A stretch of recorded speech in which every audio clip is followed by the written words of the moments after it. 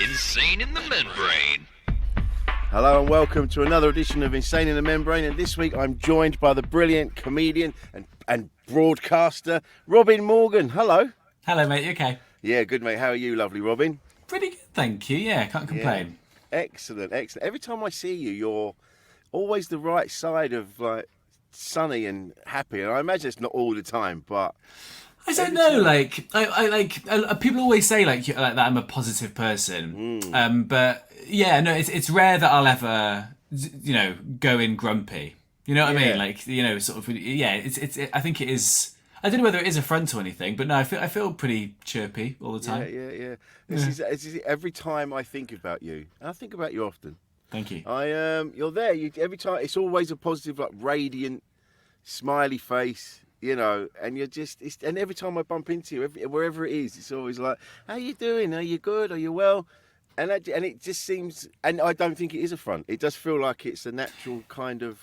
Yeah. Yeah. I think so. Like, yeah. I mean, obviously, there's points that like I don't feel like super enthusiastic and happy, but honestly, they're sort of few and far between. I feel like I've been relatively lucky with my head and stuff over the past few years and things, and I think it's just equally I love what I do, and it's nice that we see each other at gigs or other fun things, and I'm sure in the morning if I've been woken up by the kids, I'm not like, hey, let's start the day, but it's but usually I feel very fortunate to be doing what I'm doing, and why not go into it with a bit of positivity. I think you're right.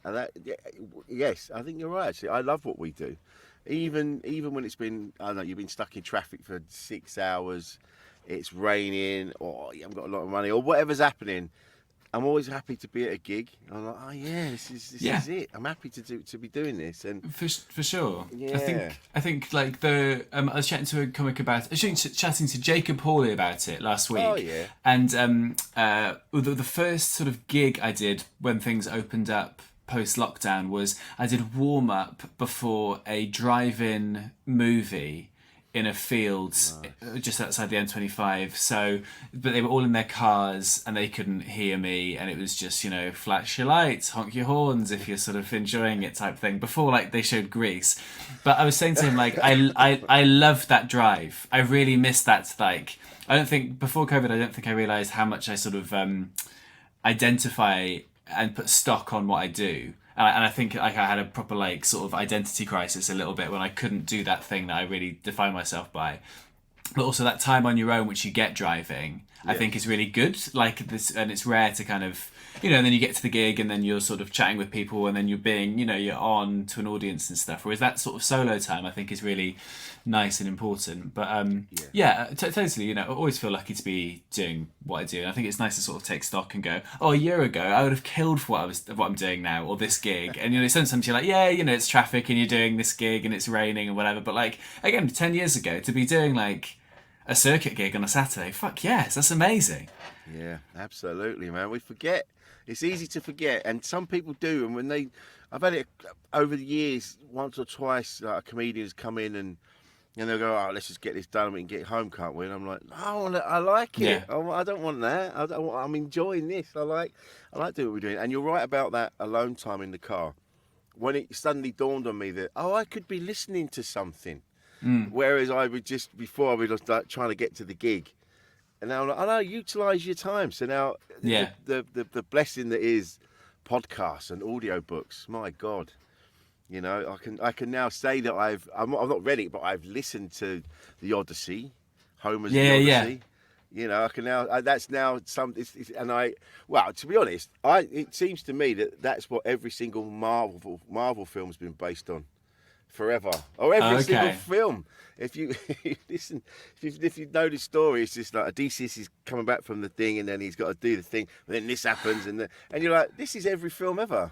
Yeah. I've not read nor listened to it, but equally, I don't think I've seen a single Marvel film. Have you not? No.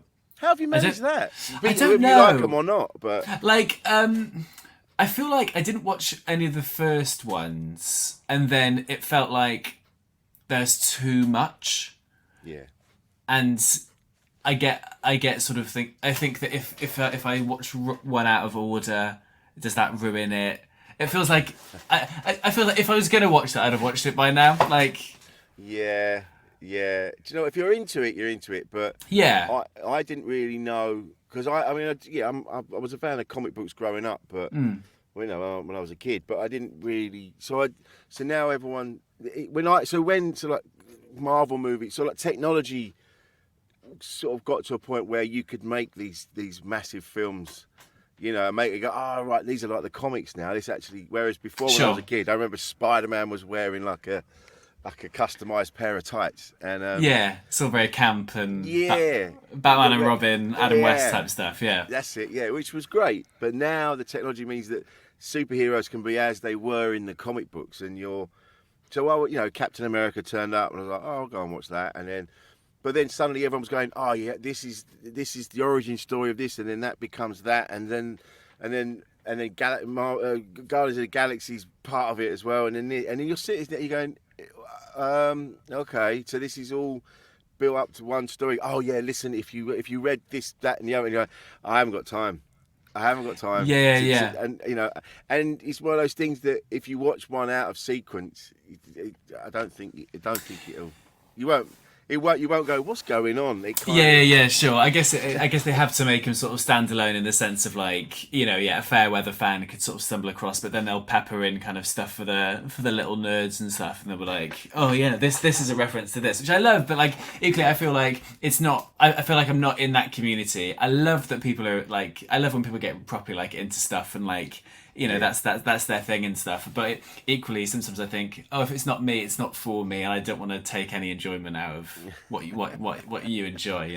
Each their own. So we won't be seeing you at any Comic-Cons anytime soon. I mean, if the money's right, mate, I'll do anything. I'll do absolutely anything. All right, we'll keep you to that. We'll find. Yeah. Yeah. We'll find something for you. So what do you do then? What are you into? What sort of things do you do? Is there anything you have a passion for other than comedy? Yeah, so I think like post COVID, I started going to so moved back to my hometown of Cardiff and I've been going to a lot more music gigs, music was always like my first sort of like passion, I reckon. Like going on sort of. I used to have like a really cool bar fly in Cardiff, and there's loads of brilliant venues here, and I used to just sort of go on the website listings and see who's coming up, try and find some of the artists and go, I like this one song and it's like £8 a ticket, so why not just go along. So I used to love doing that, and then comedy became my proper like. I was a comedy nerd, loved it, watched everything, YouTube clips, every comedy show on TV, I'd watch that. Then I saw, who was it? I think maybe Russell Howard was doing like a new material, or doing like a Thursday at Cardiff Glee. So snuck in there like when I was 17, and then saw they were hiring, and then got a bar job there, and then met Clint Edwards there, nice. who then booked me to do a gig. And then it sort of started from there. So yeah, music I think is like enjoying going to. I feel like I used to really love discovering new bands and feeling like, have you heard this band? And sort of like being that kind of arbiter of taste and going like, well, I'm kind of.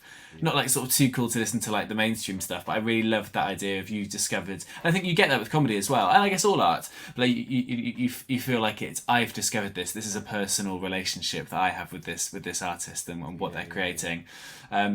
Equally, football. Been going to loads of Cardiff games. I took my son to his first Cardiff game a couple of weeks ago, which is really sweet. The first time he's since the World Cup, he got really, really into football. Oh really? Just watching it constantly, he knows who's playing, knows who, like which team, which player is which nationality, what position they play. He's just become like his brain is just obsessed with it. And I'd like to say that it's I mean, I haven't pushed him into it. Like, we watched some sort of World Cup games. It is a shame that, like, when I tell the story, it's like, yeah, he really loved the worst human rights abuses World Cup. That's what got him into it. He hates human rights, and that's what he's really, really enjoyed football for. But yeah, going to Wales games and stuff. So yeah, I think a mixture of sort of live music and football. I'm trying to sort of do the audiobook thing in the car. I feel like I kind of I think I got burnt out by podcasts a little bit pre-COVID. But yeah, discovered you can sort of listen to things on like 1.5 speed and just like get all the get all the classics that I never read as a kid, but feel like, oh, okay, now I've read / Do you feel like you can't say I've read this if you've listened to it? It's weird, isn't it? Because you've consumed it, but you can't say I've listened to Treasure Island. You're like, what? It's like you paid an old man to read you a story at bedtime. Yeah, it doesn't feel the same. I know that's probably a snobbish thing somewhere where we sort of people would go, well, you haven't read it, and you go, yeah, but I know the story and I've listened to it. So to be honest, it was easier to have someone read it to me than it was for me to try and imagine what I was reading, because I read On the Road, Jack Kerouac, and it wasn't until I had the audio book and I listened to it, and I'd in my imagination I'd said it in completely the wrong time, so everything was dusty and great. It was more like I'd said it in the Depression rather than the 40s and the 50s, and so it just didn't. It made more sense when I listened to it. Yeah, that's interesting. I can't ever say like I've read this. I listened to, it's like a book on tape. I've read it on tape. It's that kind of thing, isn't it? But yeah. Yeah, it's a weird thing. I mean, I always hated people saying at uni, like, "What are you reading? What are you reading at university?" No, you're studying. You're paying a lot of money to study. Not I know. Reading a subject. I find it's funny with football as well. Even I think I've talked about this a lot on here. The fact that I don't follow football. I've been to football and I've been surrounded by football my entire life, and my youngest son is into it, and everyone I know is into it, and it would have made my life a lot more easier if I'd been into it, but the spark just didn't go off the same way it did with music, and so I've spent my life just not being able to communicate with people because I don't follow football, and they get really annoyed that I don't. Sure. And they get really annoyed if I try. Like I was with a comic, a big comic. I won't say his name, but I think it was like the FA Cup or something was on, and the second night I was with him, the show manager went, "Oh, you can go up and sit in Thingy's room and watch the football with him if you want." And I went, "Yeah, fine, all right." So I'm sat there and I was trying to talk about it, and he was getting more annoyed because he just knew I didn't care. And I went, "I'm gonna go. I'll let you do this, and I'll talk to you later." It's a weird tribal thing, isn't it? I think like I think people who really define themselves, I think with anyone, if you define yourself by one thing or two things, I think that's a recipe for disaster, because we're all kind of like nuanced creatures, aren't we? Which I guess is sort of like how the culture war stuff like gets stoked up when, if you're so far on one side of an argument and that's all you define yourself by, then you're just going to go fucking mad, aren't you? Yeah. I think and the fact that people go, this is what I believe, this is it, and you're like, yeah, but there's more, like you just said, nuance is such a great word, because people ignore it all the time, and there's more to it than that. And if you're not open to debate, like with football, I could easily turn around and go, football shit. I don't follow it. It's just a load of millionaires running around. You're all idiots for paying as much money as you do. But then, when you have a conversation with people, a reasonable conversation, they go, no, well, it's a thing that brings people together, and it's a thing for good, and for those 90 minutes, people are sort of they're on a level together. You found your group, and you kind of go, oh yeah, these are my people, and for sure, totally. I think there's a lot of things wrong with this sort of. I feel like such an old man saying this, but there's a lot of things wrong with the modern game. And I think so much of that is kind of like capitalism in general, where they're bringing out a new shirt for 90 quid every single season. But I think there seems to be a bit of a kickback. I think Brentford aren't releasing a new kit every single year. It's just to sort of like to save people. I think it's Brentford who are doing that. But as you say, kind of like it's an escape for people, isn't it? I think that sort of that COVID thing of when the fans weren't allowed in the stadium, I think it is a bit of an outlet. But I think the millionaires running around a pitch, and there are things that are like inherently funny. Like I own lots of Wales and Cardiff shirts, but the idea that like 70,000 people basically cosplay at stadiums up and down the country every single day, that is funny. Like grown men being like, I've got my favourite player's name on my back. That is really funny. And they wear trainers that look like football boots. Yeah, totally. I saw a family once while I was coming back from was coming back from Marrakesh, and we were in the airport, and there was a family next to us, and they were all full kit wankers. Both kids, mum and dad in their Chelsea kit, full kit, knee-high socks, trainers that look like football boots, the lot. And I'm like, that is simultaneously impressive and sad as fuck. Yeah. I thought anyway. No, I think the full kit thing is absolutely fascinating. So like we've got my kids. Like I think it worked out as like once you hit 5 or 6, you stop buying a junior kit. You start buying a child's kit, and the junior kit comes with the shorts and the socks. Whereas from sort of 6 up, you then have to buy all these things separately. So yeah, for like a mum and a dad to go, and we'll add the socks and we'll add the shorts, you're spending like an extra 40 quid each. It's just to essentially sort of like dress up. It's funny. But then I was like, well, do you know what? That's a nice thing that I hope they're all into it. It seemed like they were all into it. It wasn't like Dad was like forcing it on them. They all seemed. That was it. If you're, sometimes I know there's people I know that they've had football sort of forced upon them. Yeah. But that looked like they were all into it, and it was a thing that bonded them because they're wearing the socks as well. And you go, you're into this. This is a nice family. They're into their things.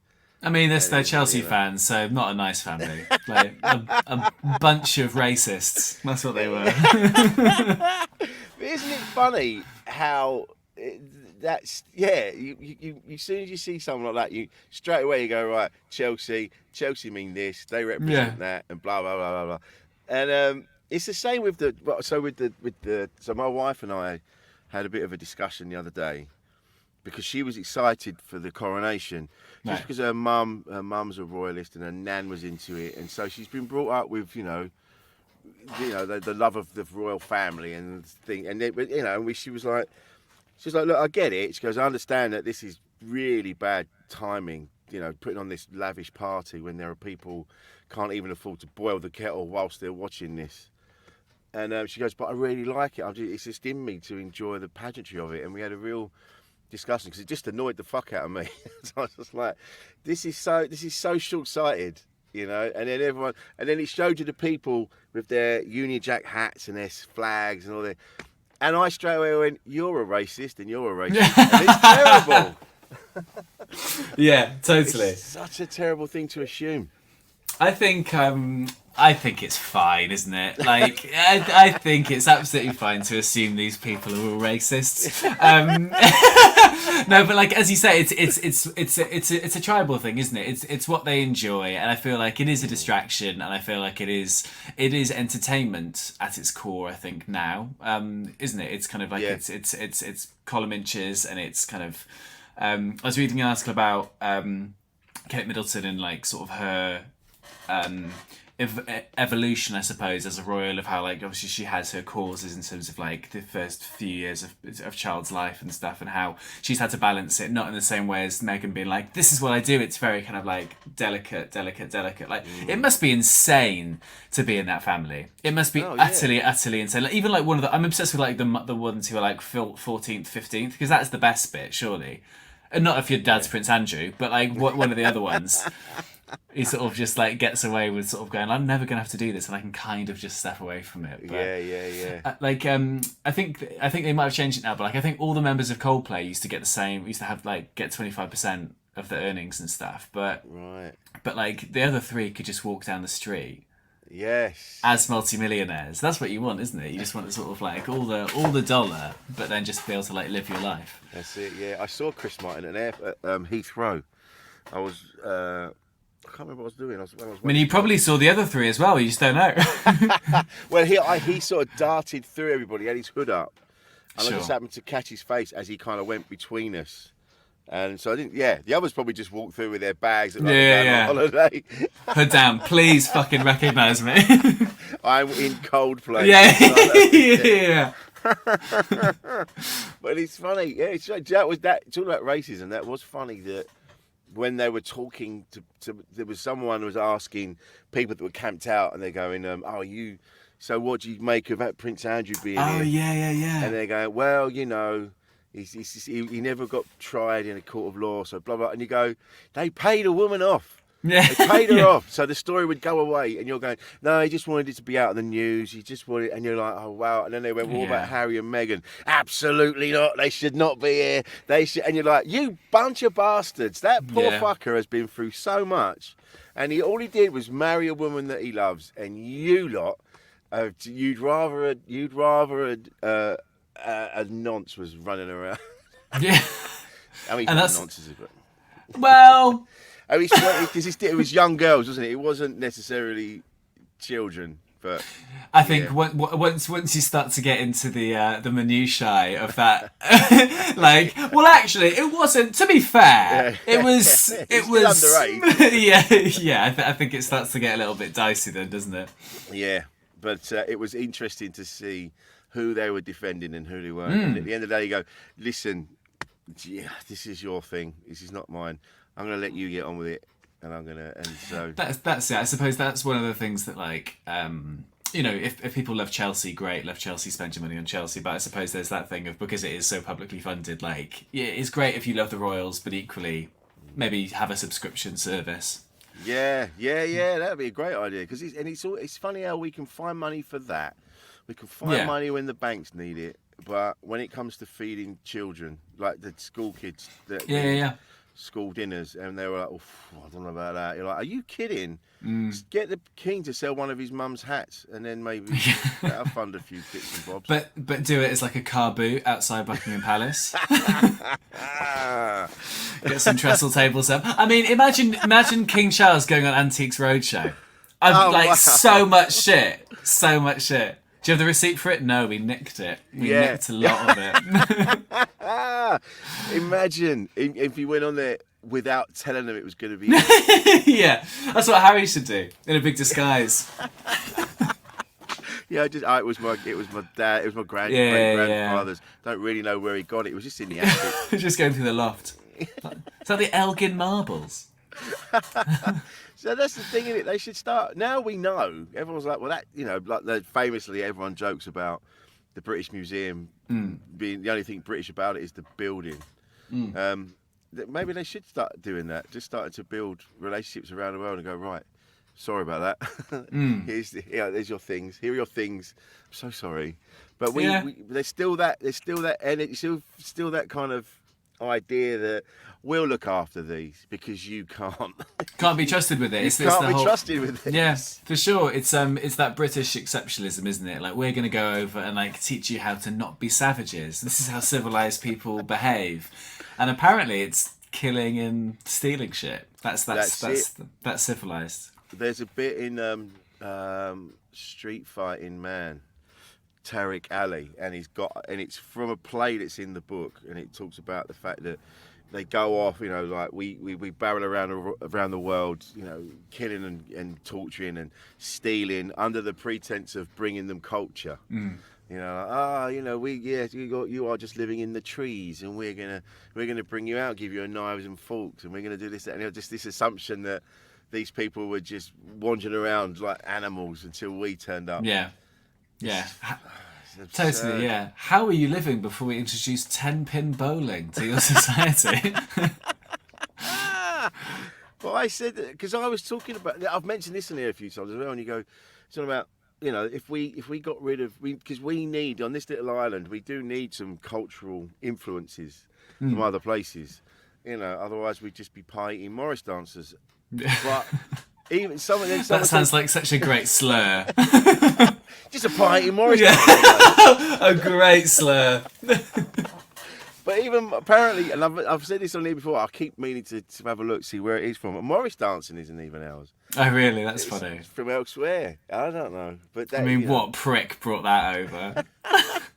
Some Guys, nonsense. it's the latest thing. They're going, this is like Oops Upside Your Head. Everyone is going mad for it. It's called Morris dancing.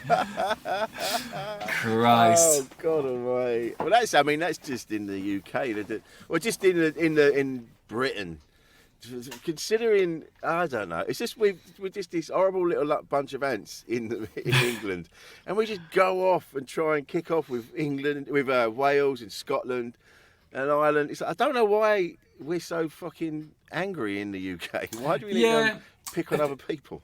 Yeah, I think it's this seeing the world pass you by. I think the fact that maps have the UK in the middle of it, and how I think I saw one version of a map where I think Africa is way bigger than what it looks like on maps, but it's obviously just been well, of course this little island is in the middle of it. Of course this is how it works. Yeah. Why has that happened? Why Because you drew the first map, did you? That's very main character energy, isn't it? The UK's behaviour. Just in the middle there, and then everything else kind of branched out, came out from it. Yeah. And the thing is, when I have been lucky enough to travel with what we do, I started most of my gigs started in Wales. That's where I really started my career. Oh, really? Yeah. It was Silky who's got a load of gigs. He got me into it. But most of his gigs were in Wales, along sort of Pembrokeshire and up in the valleys. Yeah. So when I started, I spent most of my time in Blaengadw and Pontardawy and Narberth and all the way along there. So, and Wales is an incredible place. Tolerant, I feel. More tolerant it feels than down here. I might be wrong.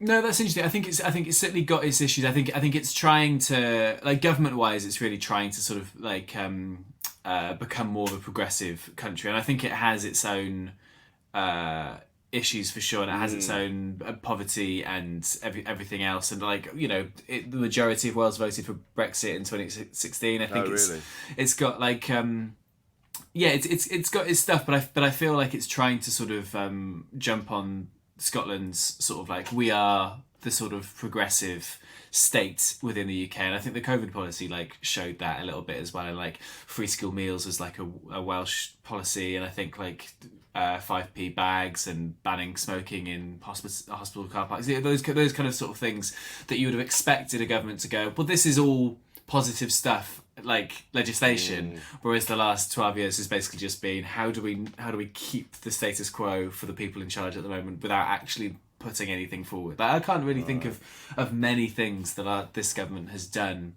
in its sort of 13 years being in charge. Maybe that's me being ignorant about it, but yeah, I think that's just they're just devoid of policy now. They've just got, which is why they're trying to stoke the culture wars to try and sort of just get votes that way, but.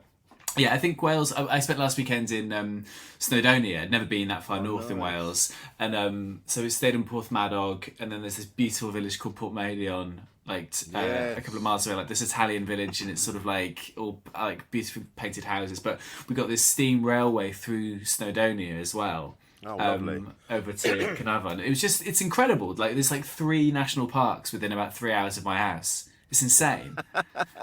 It's so beautiful. Yeah, I remember when I first went to Wales when I was 11, we did a school trip to Snowdon, and so we stayed in I can't remember what it was, but there's a hostel right by, is it? I can't remember if it's the Pig Track, but no, it can't be. It must have been the easier one, wherever the easiest one is, because we were school kids. Okay. I remember there, and then we studied Carnarvon, the castle, and we studied all around there, and it was such a. I think that just stayed with me because I'd never been to anywhere that was that incredibly beautiful before, breathtakingly beautiful, and I think Wales is always that. I mean, that may be why Wales is a little bit of my heart devoted to it, because it's it hit me at a young age. Yeah, yeah, for sure. Yeah. I think it's amazing to think in a few years that castle will be Wetherspoons, isn't it? It's just with the. That's well, the way it's going. Yeah. I have to, because they're. Yeah, I don't know. I try not to let all this. I mean, all these things I'm saying now, I'll probably change my mind tomorrow. 100%, but and equally, sort of I think that's also fine. And sometimes I think when I chat on podcasts and stuff, if someone's going to clip whatever I say and show it back to me in 10 years, and you can kind of go, well, that's fine. I think, because you can change your mind and you can listen to people from different views and read up about stuff. I feel like every time something happens online, the idea of, I get that people with platforms can use those platforms for good and stuff, but then sometimes I see people getting called out. Oh, you mentioned this, but not this. Well, you're not an ambassador for everything that happens in the world. And sometimes I think it's do stuff in an offline capacity. Like, I give money to charity, but I don't say, I've just given to this Just Giving No, thing. yeah. But I think I've been trying to sort of do, the last 18 months, I reckon I've been trying to live offline a lot more than online. I think it has helped me. Yeah. Because I think that post-COVID thing, like COVID, like was the first time I sort of properly sort of had a bit of a crisis, and then coming out of that, I think the world becoming more online since then. Yes. I think it's not a novel thing to say, but it's not that good for us, is it, to be sort of constantly doom scrolling and taking in that amount of information. Our brains aren't ready for it. No, I've actually had to say, I said to myself the other day, because I realised I'd wasted a lot of time again just scrolling, looking at things. And I'm like, right, I'm going to have to, this has to stop. Because I've got loads of stuff I should be doing. And I'm always up against it because I'm like, the deadline's tomorrow. You know, and you just, and then, I mean, I actually work well under pressure. So actually, it's all right. But I don't need that stress. Yeah. And all I've been doing is looking at people skateboarding into jelly. And I'm like, why am I watching that? Yeah. I mean, why aren't I watching that is the real question. Because that sounds mint. It's always mad stuff like that. And I'm just like, yeah, this is great. But come on, man. Yeah. You've wasted, this is an hour now you've been sat here. Yeah. As well. Like for example, time is rocketing by. Like today, I WhatsApped you because I hadn't seen that since October when you wished us congratulations on getting married. I'm like, oh fuck, that was October. That just seems like that. Yeah. Time. I don't have time to watch chickens running around with drawn on arms. I love that this is your feed. I love how for like a lot of blokes it'll be, why is it all dancing girls on my TikTok? It's because the algorithm knows you like dancing girls. That's why it's on there. But it's you like jelly and chickens. Just nonsense. It's always something silly. Totally. But yeah, time is just rocketing by. Mm-hmm. And I couldn't believe it because I was looking for your email address and I was like, it's on here somewhere. I'm sure I've got it. And then I just, oh fuck, I didn't even reply to that. Shit. And then it's okay. I think I text you on your wedding day, so I think that's completely fair enough if you don't respond.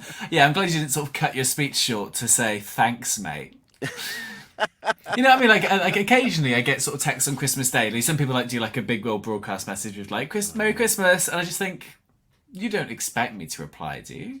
Like, yeah. I shouldn't have looked at it.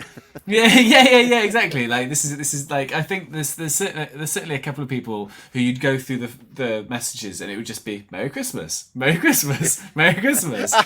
Like, thanks, but I'm trying to stay off my phone. That's what I'm trying to do. I think it's important. I think because I've said this on here before. My daughter-in-law Mary, she has to be organised because of her job. Mm-hmm. And she's got post-it notes up on the wall, and then she actually gives time.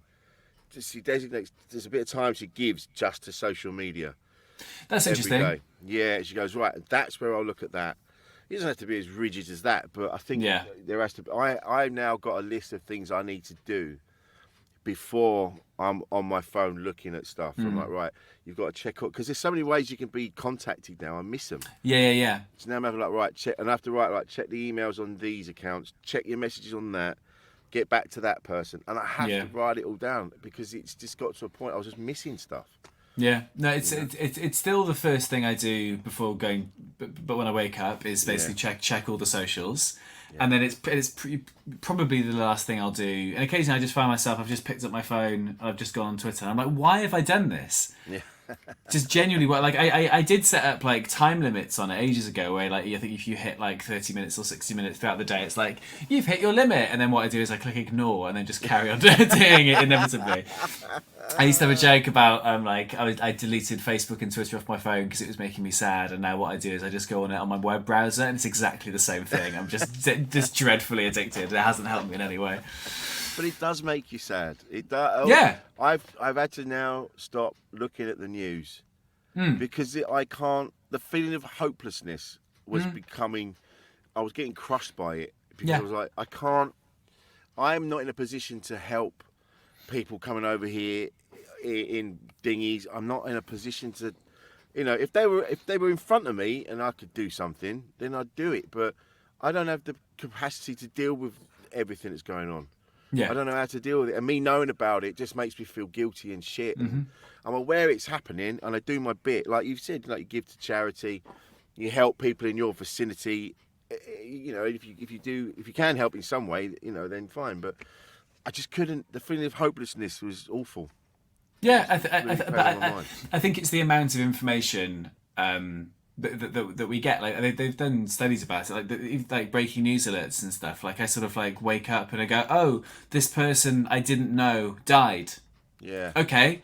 That's I guess that's what news sometimes is for and stuff. And I think sometimes people say, why doesn't the news cover good stories? And I suppose because what is the responsibility of the news, to inform and stuff. And I guess that's why there's become markets for alternate sort of news and things that kind of like skew to your beliefs and things. But yeah, I think it's our brains haven't got any bigger in terms of the attention span that we've got and the amount of information we can take in. And now I think we take in, there was a stat that I'm going to misquote now, but basically it's sort of like compared to caveman times, it's like gone up, I don't know, like fucking 10,000% of the information. Like we get the same amount a day that I think we used to get a year or something like that. Like and that completely makes sense because every tweet is something new about an issue which I didn't know about, and then you see them, the next person saying, well, actually, no, you're wrong about this. Like, actually, you're wrong about this. Actually, you're a racist. Like, oh, fucking hell. I'm only wearing a Chelsea kit. What's going on? Oh, we're going to get complaints about that. Oh, it's fine. Take him on. Controversy. That's what we want. Yeah, exactly. This, yeah. This will, yeah. Clip this bit. I will take any Chelsea fan. Oh, man. But this is it, innit? It's just, yeah, like you say, there wouldn't be any... They wouldn't take any notice of everything else we've said around it. It would just be that little bit, and then they go, those are your beliefs. That's who you are as a person. And you're like, no, I said that as a joke, and I didn't, it's in the moment.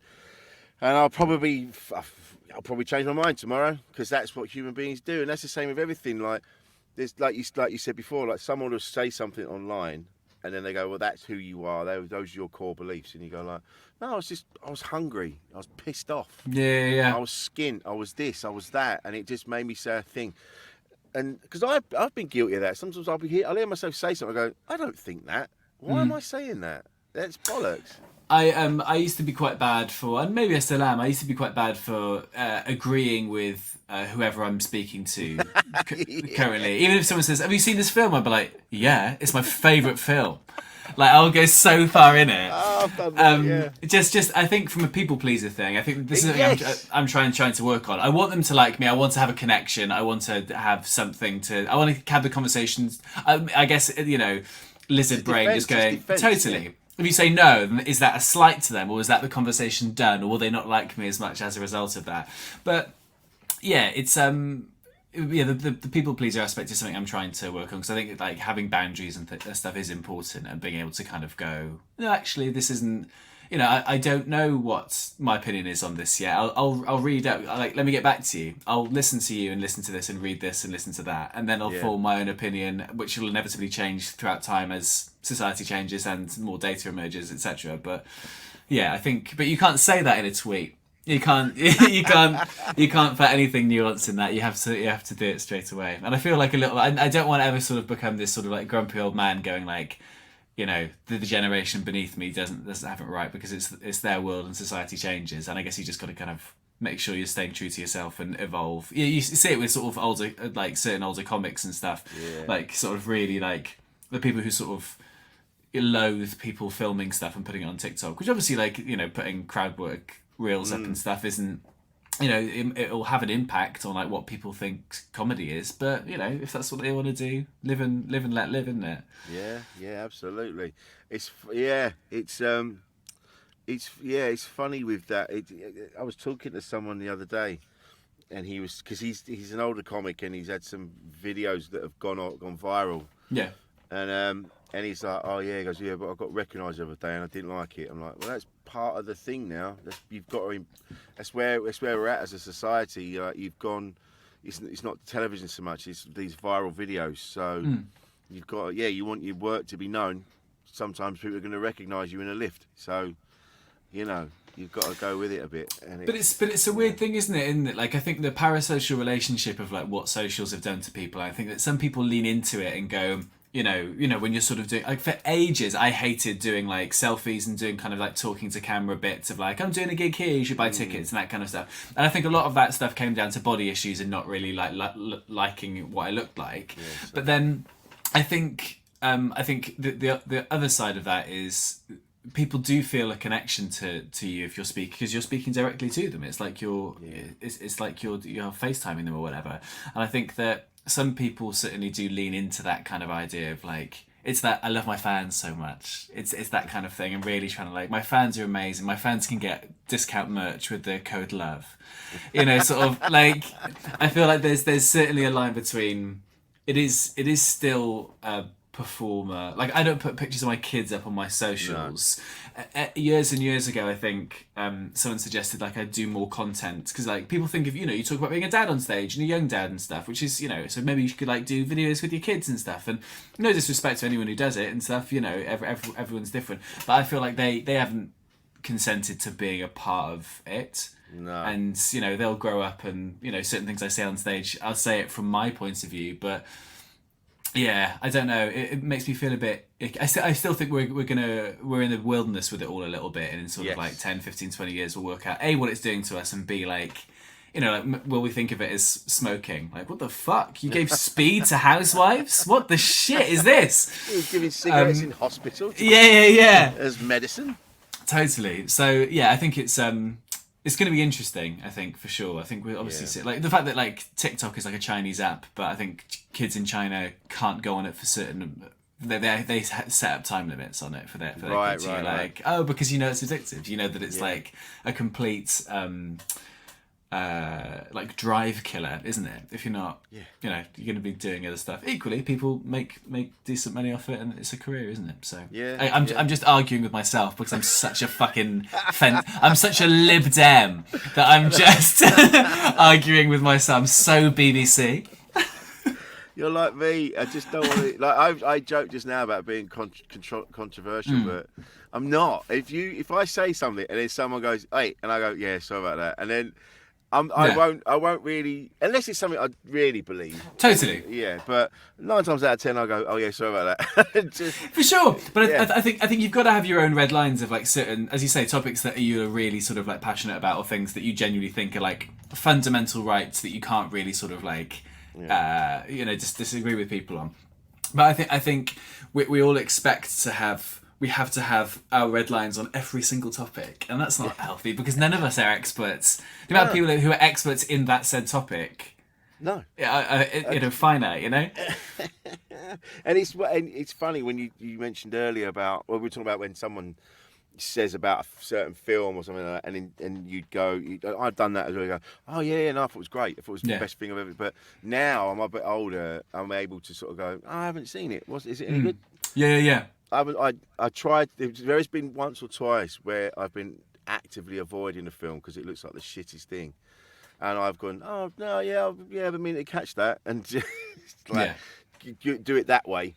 And it's just a nicer way of rather than going, no, it's shit, because I know people that are like that, and it's difficult to be around. What we were saying about the sort of at the start of coming out sort of as a positive, I do think of myself as a positive person. I know my friends think of it for me as a positive person. Like it's and my wife, like if I'm sort of feeling like low, sometimes you're like, I don't know how to like deal with you being low because this isn't like the norm. This is quite few and far between. But I do think a positive attitude, and this is probably because.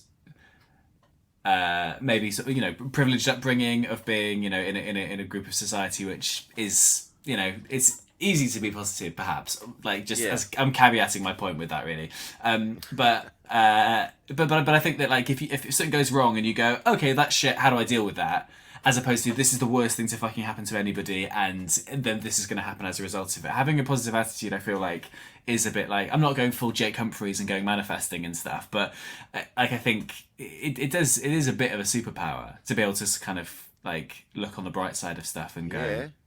go, I can fix this, you know? It's really hard to do. I think, as we know, this has been talked about on here as well. Is like human beings err on the side of negativity anyway, because that's how we keep alive and alert and aware of dangers and things like that. But Yeah. so you do have to I have to physically say to myself, "Come on, mate." You know, well, it goes back to what you were saying about what you look like as well. Like the videos, you got a bit self-conscious. I'm a bit like that. I'm sure I've got body dysmorphia when I can't stand looking at myself. I don't see what other people see. I've talked about this on it before. And so doing the videos and doing things, I can't look at it because I'm like, oh, you're just a fat old prick. But enough people say, no, you're a handsome dude. You're this, you're that. You should have to start listening to them. You go, oh, actually, a lot more people have said that than you're a fat old piece of shit. So Yeah. maybe there's something in it. And you have to kind of train yourself to think on the more positive side. It's hard. Yeah, that's interesting. It surprised me when you said that human beings are sort of negative. But I completely understand what you're saying in terms of it being a fight or flight thing, and this is how we survive. Yeah, on that level, yeah. Yeah, because I think I surround myself, I think, with positive people. I think because that's important as well. Your circle, like obviously, like we all know people who are a bit kind of like fun sponges or sort of emotional vampires, and kind of like, you know, if there's something going wrong constantly for somebody, it feels like, okay, so but how are you solving the problem? I think it's I don't really know what my point is, but I think that, you know, a positivity and trying to sort of like trying to find positive answers for things, I think is important. And saying, and you know, this industry is all saying yes to stuff and just going, yes, I will do this because who knows what it will lead to in the future. I will do this unpaid thing because it sounds like fun and it sounds like, you know, so something else will happen. And I think trying to sort of take that step forward rather than, but I think it's the body issue thing. I think is again another caused by socials, and obviously we're watching everybody else and seeing what everybody should look like and this kind of stuff. And I feel like I've taken a few steps towards that for me. And like if I feel like, oh God, what did you look like today? I'll put a filter on it, and that's fine as well. But like it took 2 years ago, I would have gone, people know you're using a filter and they know you're doing it because they think you look shit. It's we're all just little messed up organisms, aren't we? Like everyone's got their shit as well. I remember, like, I was thinking about this the other day. Like I remember, I wasn't like a popular kid in school. I was like maybe sort of like one of these sort of in between kind of people. Yeah, same. Yeah. But like I could make people laugh, and I had a group of friends, and like, you know, got kicked out of a friendship group at one point, but I managed to sort of go, you know, make some other friends and stuff, and it was all. I remember thinking at school at one point, like, even the most popular kid in school has got something they're not happy with. No one's life is perfect. As positive you can be. Everyone's got their shit. Everyone's got like something they're not happy with, or a family situation, or something. No one's life is perfect, and everybody's like versions of perfect or what's important to them is so different to them themselves anyway.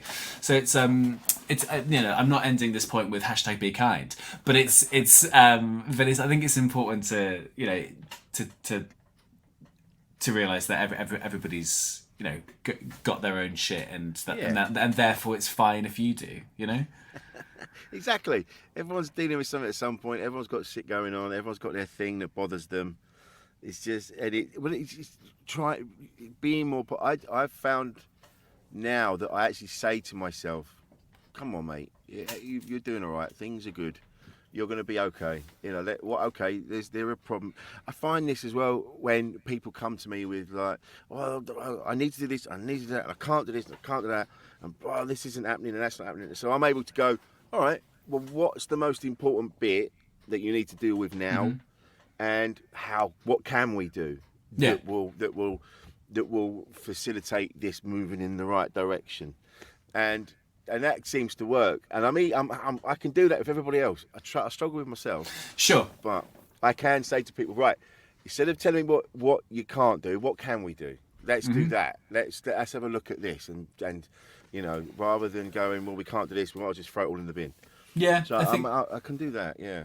I think those problem solving skills, I think, are really like that's stuff that like I don't go to therapy, but I've been certainly thinking about doing it shortly. I think just like to try and sort of like build up problem solving skills and being able to kind of like, so I feel like, as you know, as you say, yeah, if it's somebody else, you go, okay, so what do you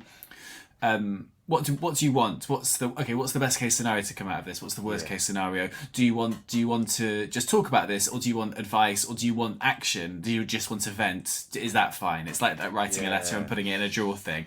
And I feel like problem solving skills and being able to sort of deal with emotional fallout of stuff, I think, is something that we should be like taught in schools of how to kind of deal with stuff, you know, and you know, I'd say that's more important than certain aspects of, you know, maths and that kind of angle of it. But yeah, I think, you know, from chatting to certain other people, like I feel like a lot of my friends and a lot of colleagues sort of talk about, you know, therapy and chatting to people, and I feel like sometimes it's not, like I feel like I've got a very good emotionally literate group of friends, like male friends, who were like, we were quite good with our emotions and stuff, and we can sort of usually go to each other with certain things. And obviously certain issues you kind of want to, I guess you want to have like a complete wall between what you're going through and people in your life, like that, which is why therapy is a thing, isn't it? But yeah, it's something I think I'm going to try and do. It will give you those. It's nice to have those skills, even if it's harder to kind of use them on yourself. It's nice to have, like, you know, like with my wife and other people I've been around, when they kind of look at the thing as the whole, and they're like, I can't deal with this, it's too much, it's overwhelming. And I'm like, all right, well then let's take a little bit. What's the like I've already said, like, what's the most important urgent bit that you need to deal with first? What's got the short amount of time on it that it needs to be done? Oh, this bit. All right, well then let's not worry about the rest of it. Let's just do this bit first. And then it might be, but I need to do this bit, but then that helps that bit. Oh, well then, okay, well then that's part of this bit then. And then it becomes, and then suddenly you're dealing with it a bit at a time. Yeah, I think just totally. Just breaking stuff down, writing it all down, I think really helps. Like lists really help and things. And I think, you know, I've got a little board of stuff I need to be doing, and then and then I've got like, I'll usually go, this is the deadline, I need to do it by this day, this is the deadline for this. I work quite well with deadlines and stuff, but I think doing, if I'm writing on a job, so yesterday I wrote on a show and I knew I was going to send it off by 6, that was my deadline, great. But if I've got script ideas I should be writing, but I'm not going to do it. No. Unless I give myself a deadline. So occasionally, if you know, and it's a privilege to be able to have the time to do it, I'll put in my diary, you know, 10 pages this day, 10 pages this day, 10 pages, and give. And if I don't manage to hit that deadline, I'm a great boss. I'm not going to shout at myself. I'll do it the next day. But I think I work well with self-imposed deadlines. But yeah, breaking stuff down. Like obviously, the world can sometimes feel. And again, you know, I'm talking about it too much, but like socials and stuff, like the world is burning like on our phones constantly, whereas to sort of like disengage from it a bit and to sort of, you know, break everything down. And also be grateful for what you've got as well. Like I know a few friends, you know, have little gratitude journals and stuff, and they go like, oh, okay, so what goals have you got for this year? But also, what did you do last year? What did you do the year before that you're proud of and stuff? Oh, I did this gig, or I did this telly show, I wrote on this job, or made this connection and stuff. And sometimes you can look back and go, oh, fucking hell, like, that's really great. Yeah. And so many other people that would kill for what I'm doing. Yeah. So absolutely. To not be grateful constantly for that, I think would be mad. It is. That's exactly that. Trying to remind yourself what you do have rather than what you don't. And I've got a really nice. We've got a nice little life.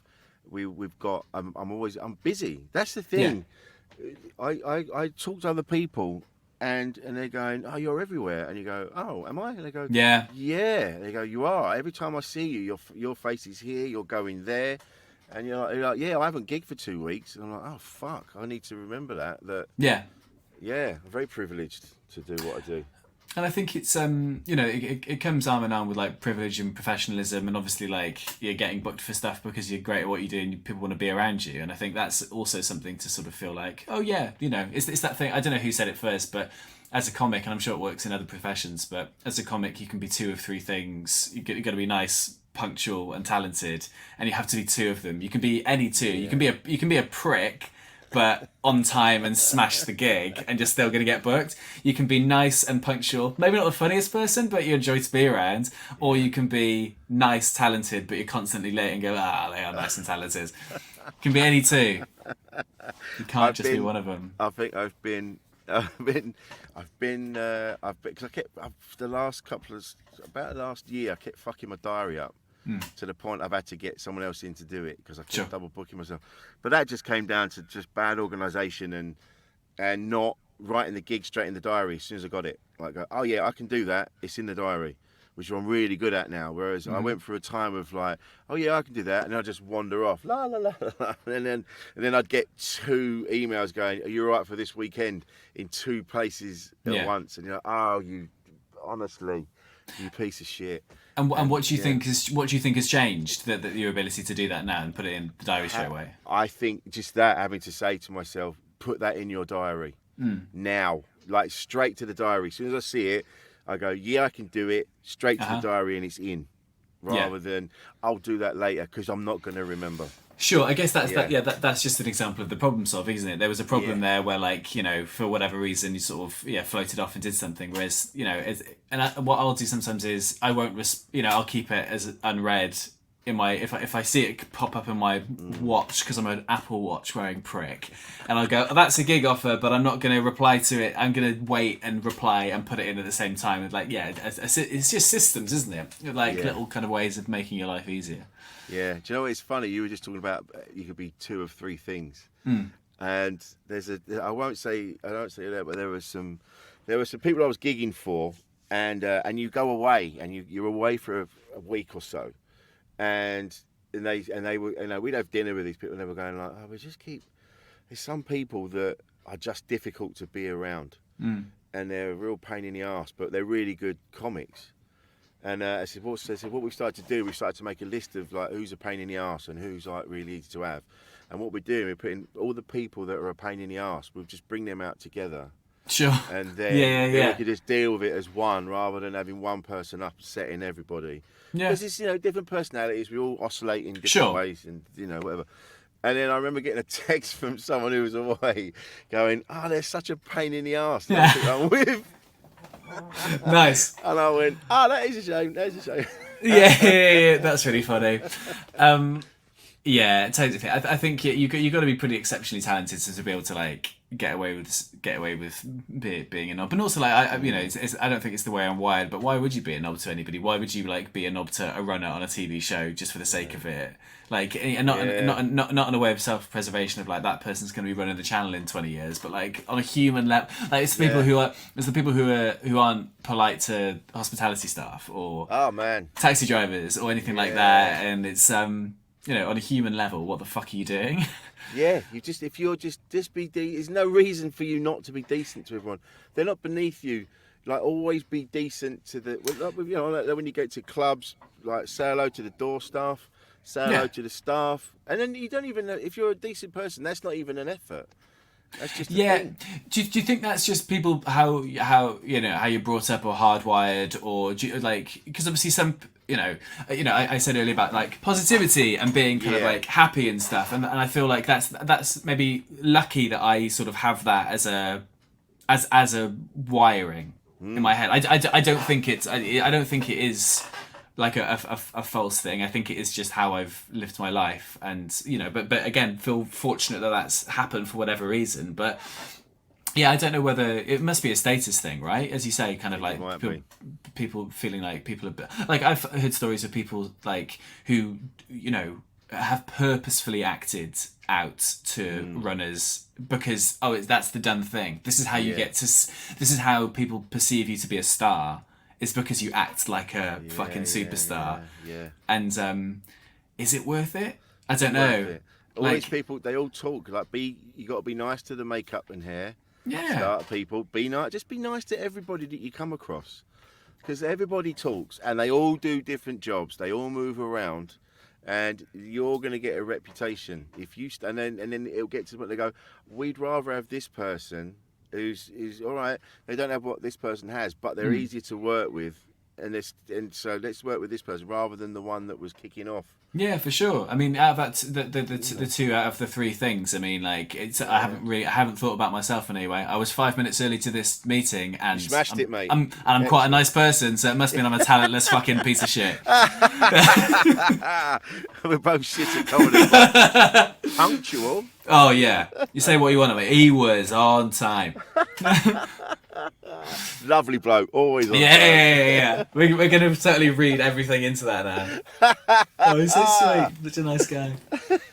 So, where can we find you? Are you going on tour? You in a show? Yes, I'm currently midway through a tour. So technically, it's I've got one more date of the spring leg, and then so I'm self-producing it, and then it's been selling like well, which I'm thrilled about. So adding in loads of autumn dates as well. So I've got the last one of the spring leg is in June in Brighton, and then adding in, and then it starts up again in September. I'm doing another Edinburgh day, another Bristol day, another Cardiff day, and then like lots of ones all around. So my website is robinjmorgan.co.uk, or just search Robin Morgan on socials, and I'm not the 70-year-old feminist lady from America. Just to clarify. If the Brighton date, I might, if I'm around, I'll pop down and see you. Yeah, do it, man. It's at the Carolina Brunswick. Oh, excellent. Yeah. That's a great venue. It's beautiful, man. Yes, I love that place. They had some lovely gigs in there.